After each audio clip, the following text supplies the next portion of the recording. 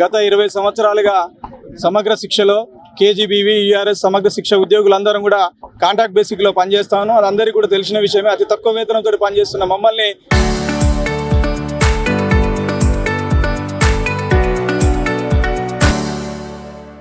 మరి గత ప్రభుత్వం మమ్మల్ని విస్మరించడం జరిగింది.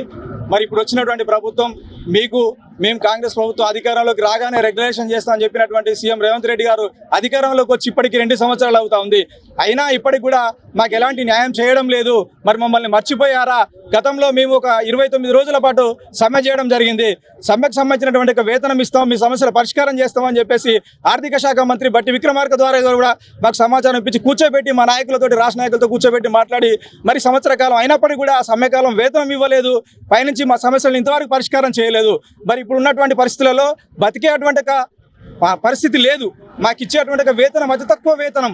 అందరం కూడా పీజీ బీఈడీ గవర్నమెంట్ ఇచ్చినటువంటి నిబంధనల ప్రకారమే, రోస్టర్ ప్లాంట్ ప్రకారమే మేము ఈరోజు ఈ విధులలో మేము ఉద్యోగాలు చేయడం జరుగుతూ ఉంది.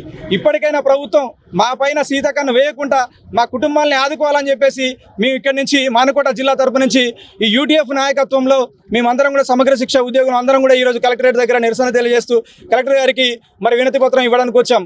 రేపు ఈ మా సమస్య పరిష్కారం కాకపోతే దశల వారీగా మాతో కలిసి వచ్చేటువంటి అందరితోటి కలిపి మేము మరి అసెంబ్లీ ముట్టడి కార్యక్రమం కూడా చేయడానికి సిద్ధంగా ఉన్నాం. ఇప్పటికైనా అయ్యా రేవంత్ రెడ్డి గారు మీరు అందరి సమస్యలు పరిష్కారం చేసుకుంటూ వస్తూ ఉన్నారు. మరి విద్యావంతులైనటువంటి మమ్మల్ని మరి ఇందులో సమగ్ర శిక్షలో ఖచ్చితంగా 70% మంది మహిళలే ఉన్నారు. మరి ఆడపిల్లలకు నేను కాలుకు ముళ్ళు గుచ్చుకుంటే పంటితో తీస్తా అని చెప్పినటువంటి మీరు మరి మీ అక్కలు చెల్లెళ్ళు మీ బిడ్డలు అంటే మేమందరం కూడా ఆగమైపోతూ ఉంటాం. మేము ఎందుకు మీకు కనిపిస్తలేము? విద్యాశాఖ మంత్రి ఇప్పటివరకు 2 సంవత్సరాలు అయినప్పటికీ కూడా ఈ రాష్ట్రంలో విద్యాశాఖ మంత్రి లేడు. మరి ఆ విద్యాశాఖ మంత్రిని కూడా మీ దగ్గరే పెట్టుకున్నారు. మిమ్మల్ని కలవడానికి వస్తే కూడా ప్రోటోకాల్ అడ్డం వస్తూ ఉంది, మమ్మల్ని కలవనియట్లేరు. మరి ఈ విద్యా వ్యవస్థ ఇట్లనే నాశనం అయిపోవాలన్నా? మరి మాకెందుకు ఎందుకు అన్యాయం చేస్తూ ఉన్నారు?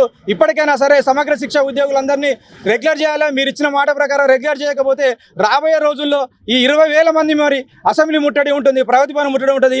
అవసరమైతే సీఎం ఆఫీసును కూడా ముట్టడి చేయడానికి మేము సిద్ధంగా ఉన్నామని చెప్పేసి తెలియజేస్తా ఉన్నాం.